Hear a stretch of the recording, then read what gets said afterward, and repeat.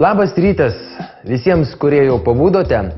Na, o jeigu kažkam šis rytas nėra labai labas, nes vakar turėjote gerą vakarą, o šis rytas prastas, tai patarčiau jums gaminti kartu su manimi vaisių tyrelės gėrimą. Šį rytą gaminsime vaisių tyrelės gėrimą su citrinomis, imbierais ir obuolių sultimis. Naudosime bananus, citrinas, imbierą, medų, obuolių sultis ir mums prireiks plaktuvo, kuriame mes viską suplaksime. Pirmiausiai pradėsim nuo pačio nemaloniausio dalyko, darant šį vaisių tyrelės gėrimą, tai yra imbiero pjaustymo. Kaip jau esu minėjęs savo laidose, tikrai labai laukiu ir jeigu kažkas tai importuoja, prašau padarykite, kad man nereikėtų lupti jo. Ir labai norėčiau, kad būtų smulkiai supjaustytas. Iš karto sakau ačiū. Susmulkinę imbierą nepriekaištingai. Labai smulkiai mes imsime citriną. Nulupsime citrinos žievelę, jis suteiks labai gero skonio mūsų gėrimui. Dabar visą tai galime suberti iš karto į plaktuvą. Dabar nulupsime nuo citrinos žievelę visiškai.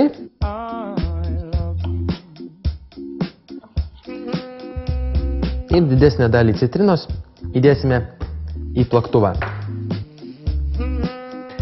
O dabar nulupsime bananus.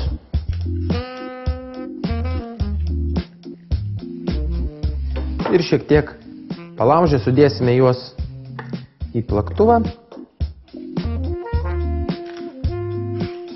Ta patį padarome ir antruoju.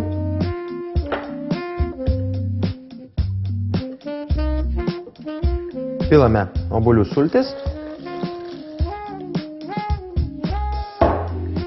Ir pasaldinimui, kadangi mes naudojame citriną ir jis gali būti šiek tiek rūgštus, mes naudosime medų, tačiau nedėsime jokio cukraus.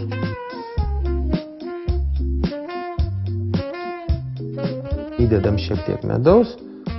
Na, o vėliau pagal skonį pažiūrėsime, ar tiek užtenka. Tiesiog svarbiausia, kad mūsų kokteilis nebūtų per rūgštus. Taigi galime uždengti ir plakti.